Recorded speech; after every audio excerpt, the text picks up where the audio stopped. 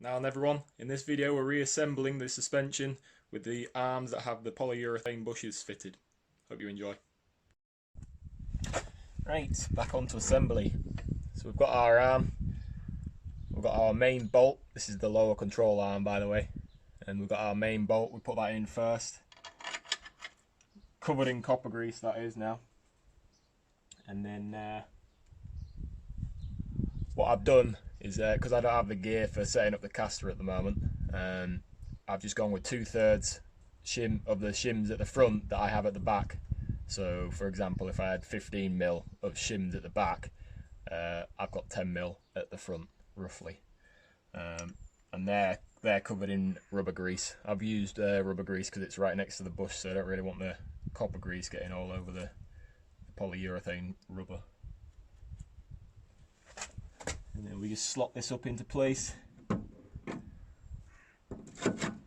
Slide that through there like so. I'm actually going to change the amount of shims. These bushes must be slightly longer, I think. So I'm just going to change the amount of shims. I'm going to pretty much take this down to just a large washer.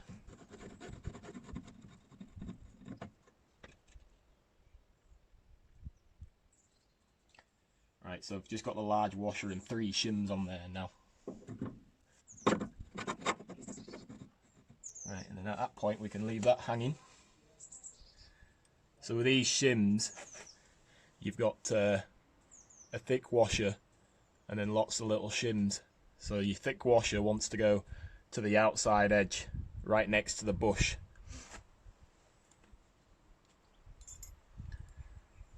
And for this back end, I'm just gonna eyeball how many we need.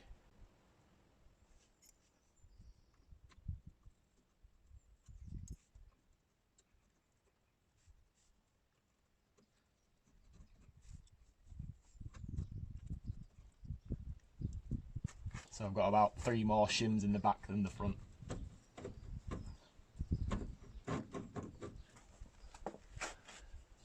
Just tap that through now. Don't forget your bush washer as well on the front. So don't forget to put that washer on just here before you put the bolt through.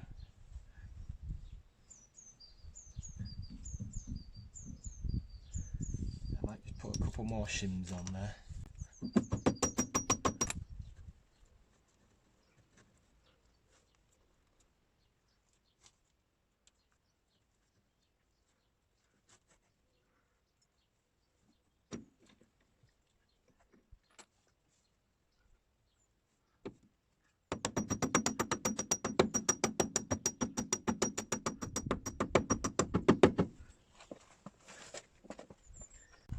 Right, so I've got 4 more shims at the back now. Put not too much, just a light coat of copper grease on that thread there.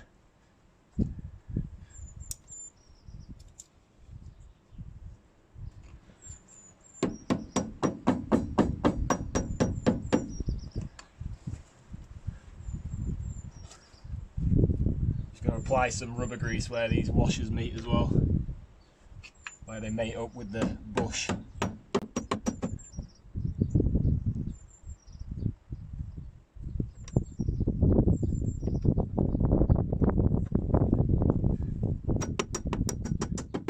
It's slightly more critical with polyurethane bushes to lubricate them than a conventional bush.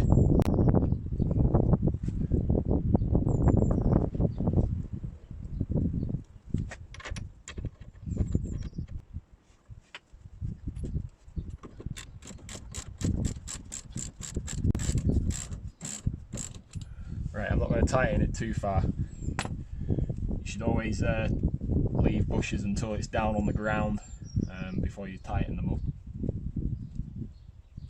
So all the bushes for now are going to be left loose, and then I'll tighten them up afterwards.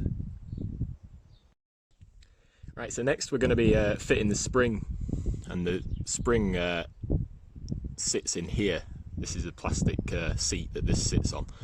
This sits on the lower control arm, and general rule of thumb when you're fitting springs is you want to leave about the diameter of the spring coils as a gap between this point here and the end of your coil. So they're about 13mm diameter looking at them on the coils, so we'd leave a 13mm gap here, and what that does is as the spring compresses it'll try to twist and it'll just leave that bit of clearance there so it doesn't bind up essentially. So we'll put this on like so.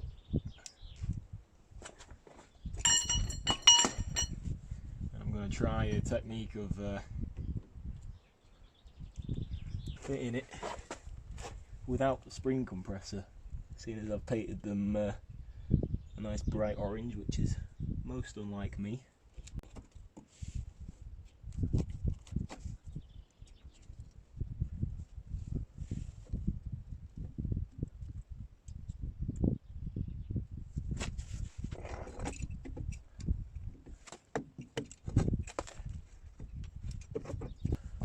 I'll just jack it up now.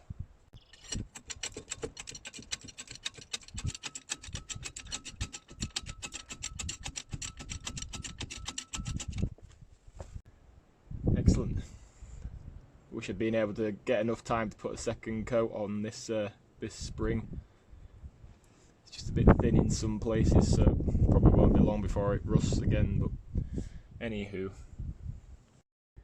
Right, upper control arm. Put his bolts in on the back side. Loads of copper grease on them as per usual, like so. And then the bushes, you can grease these up if you want.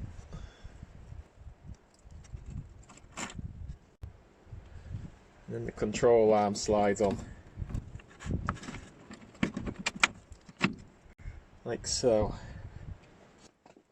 And a couple of new spring washers.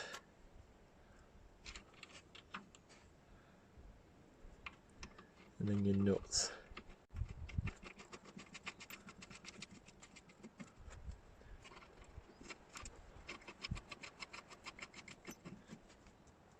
Okay, 19 spanner on the back.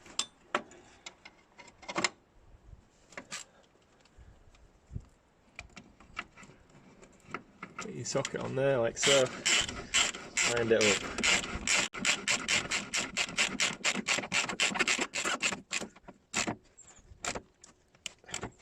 You can tighten these up properly. We'll be nipping these up. These end nuts, they'll be nipped up when the suspension's settled down and dropped properly.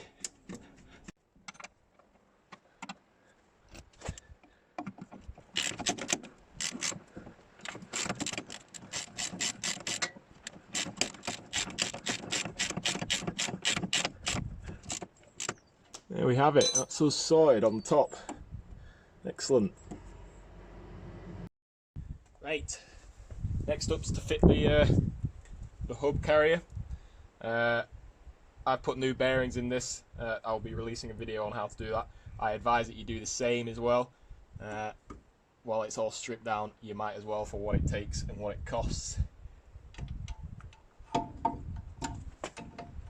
we'll put our lower control arm in first, along with the input shaft, and then we drop the upper control arm into place. And then we put our lower nut loosely, like so.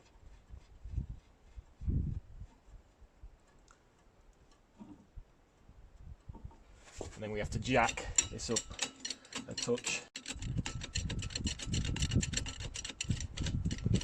Just be careful not to that you're not actually jacking the whole car while it's suspended like this, like I currently am. Just nip this bottom nut up for now.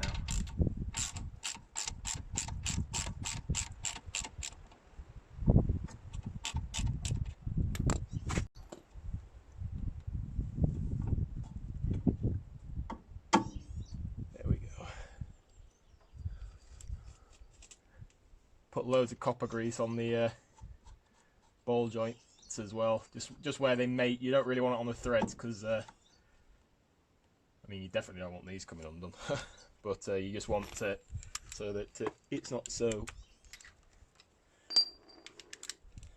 tight when you next come to take them off.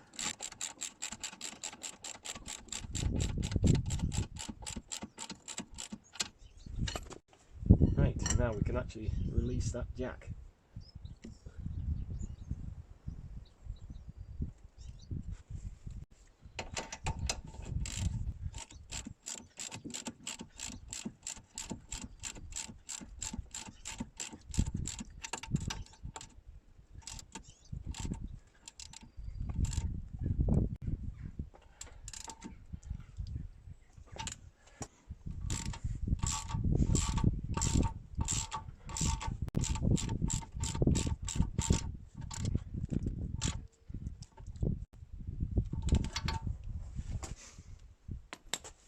Now we can take the jack out completely, all the way out.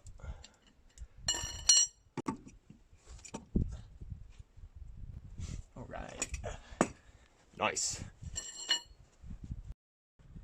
Right, next we're going to connect the steering links up just so it stops it from moving around so freely while we're trying to work on it. So you just slide it into place, slot it up, put the nut on. Now sometimes, I mean, these are pretty good ball joints, so I don't think it's going to be an issue, but sometimes what will happen is if you've got a bit of wear in your ball joints, the stud will just spin. What you have to do then is get some C-clamps or something along those lines and grip the actual ball joint up into the pitman arm, and then it'll stop it from spinning.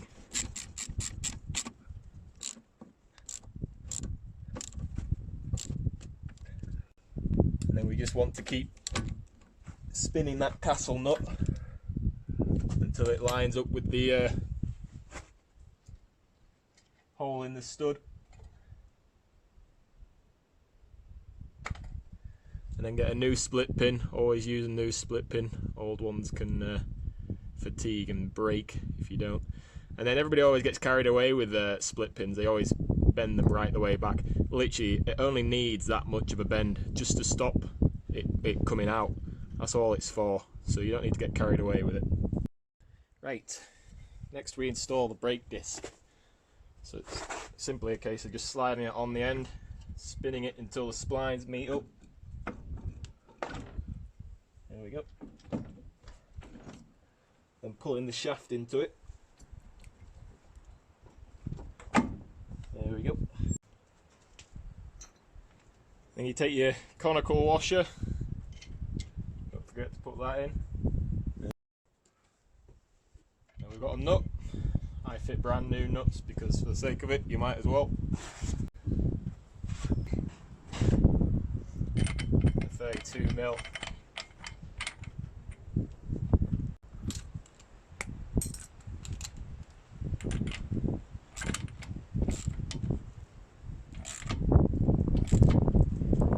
So initially how I do it is I tighten it up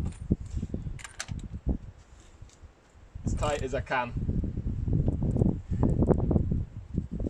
like so, and then I back it off. And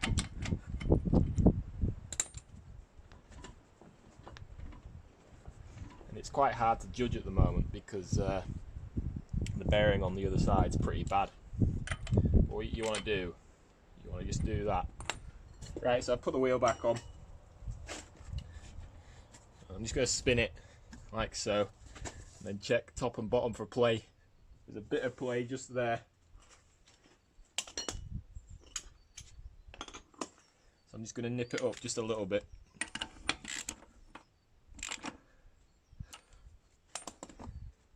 And check again. There's no play there now.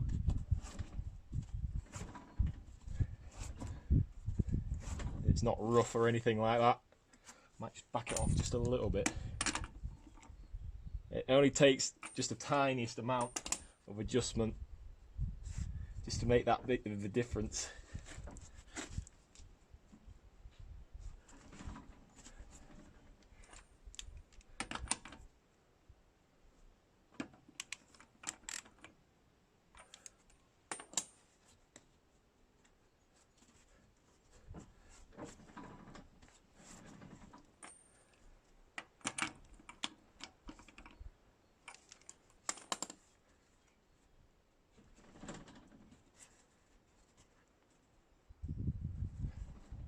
that'll do us.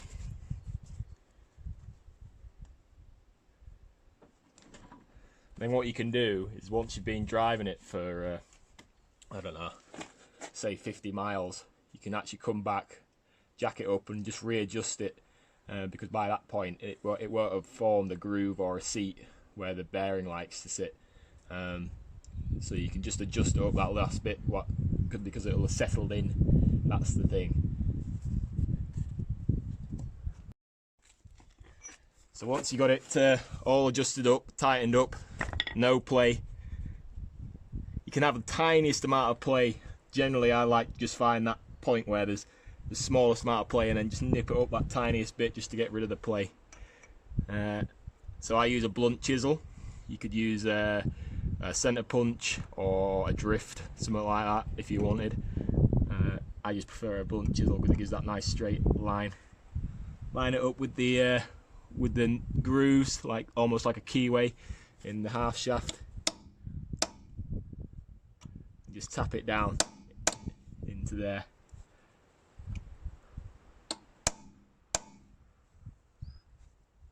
You can do it on both sides.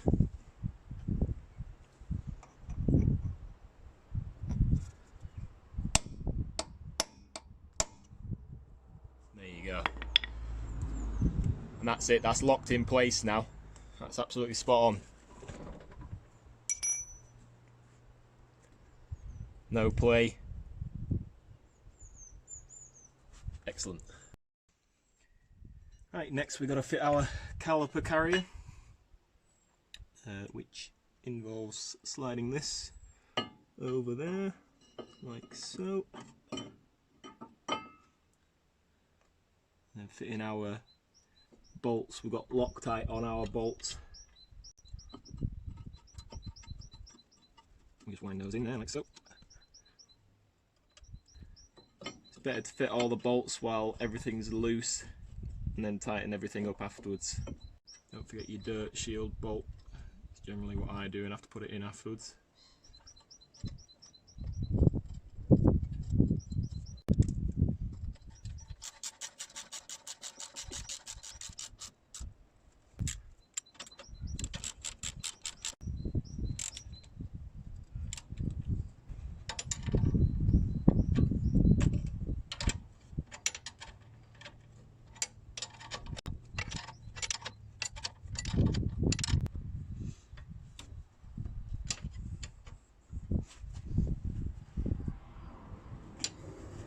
Then next we fit the caliper.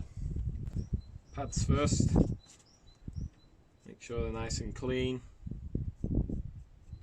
Just going to put a slight fresh coat of copper grease on. Don't need much, just a little bit. It's generally a good idea to make sure the pads go back on in the same place as they came off, so your inner wants to go to the inner and the outer wants to go to the outer.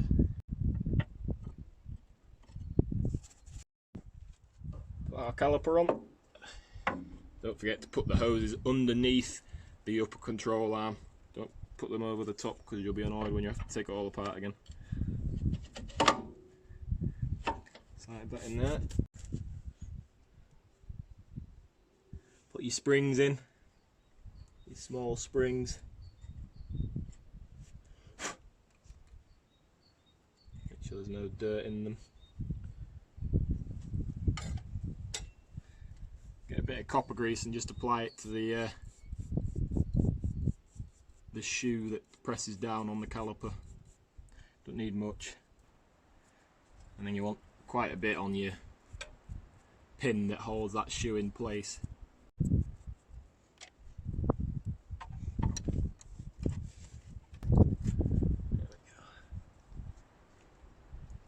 Then put your R clip in. And repeat the process with the top.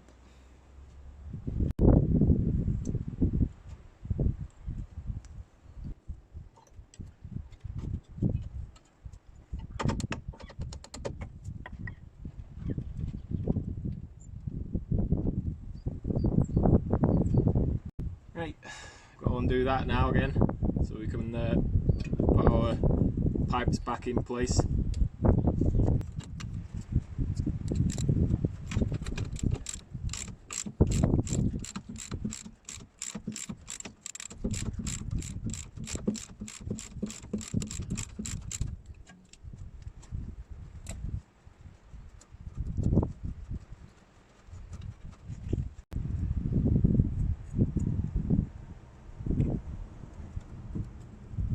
Just goes in like so.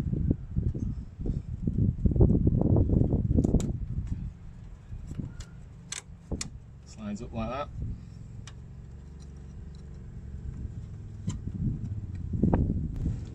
And that goes like that.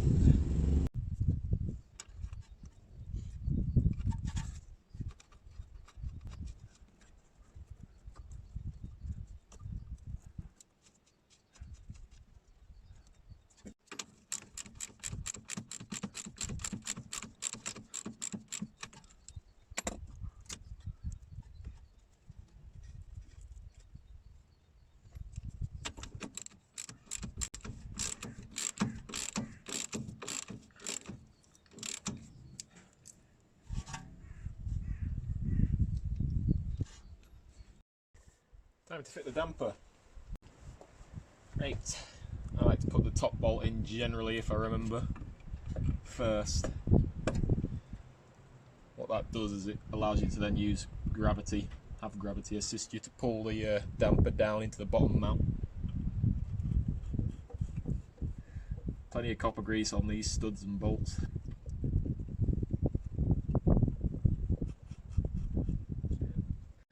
Got that in loosely, now we can pull the damper down. Put the bolt in. I like to put the bolt in so that if it seizes in future, I can use a drift from this side to get it out.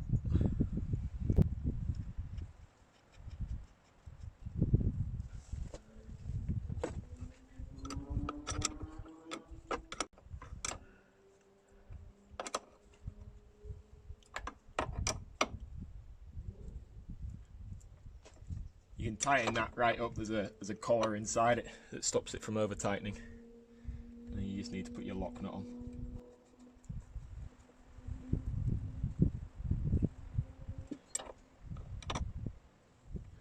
There we go. Dollop a bit of copper grease on that, protect the threads.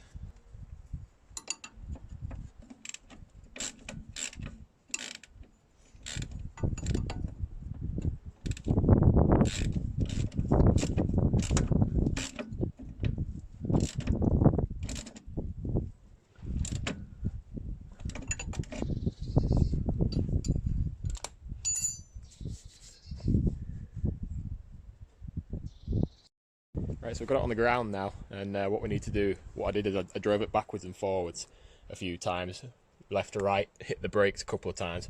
So what we need to do now is we need to tighten those last few nuts up that we left loose, the 22mm nuts, 24mm I think they are, somewhat along those lines anyway.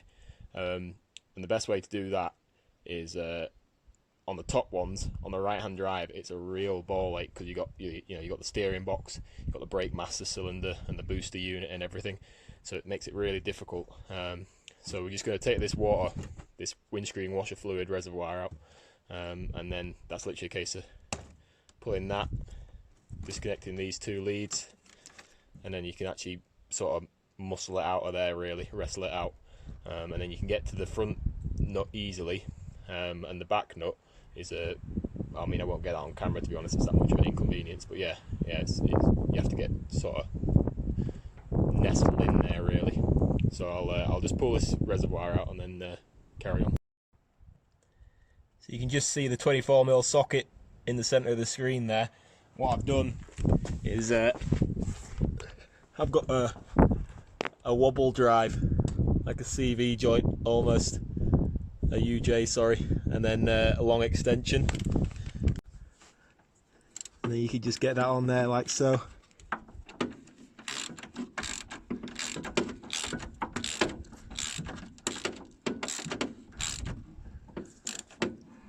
and nip it up. There we go, that's it, done that one. Like I say, the back one, I'm not going to get that on camera, there's no way you'll be able to see what happens, but I think the only way I'll be able to get on that is by using a spanner and just doing little tiny turns. We'll just do this bottom one now. Right, so the bottom one's not too bad to do. We're just lying underneath it, we've got a spanner on the end of the long bolt. We just socket, just tighten it up.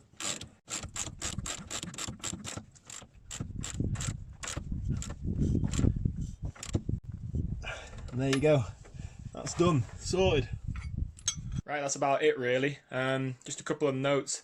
Really, after fitting your polyurethane bushes, what you should do is you should take it down to your local garage and get the tracking, castor and camber all adjusted. The thing about the Niva is it is a bit of a...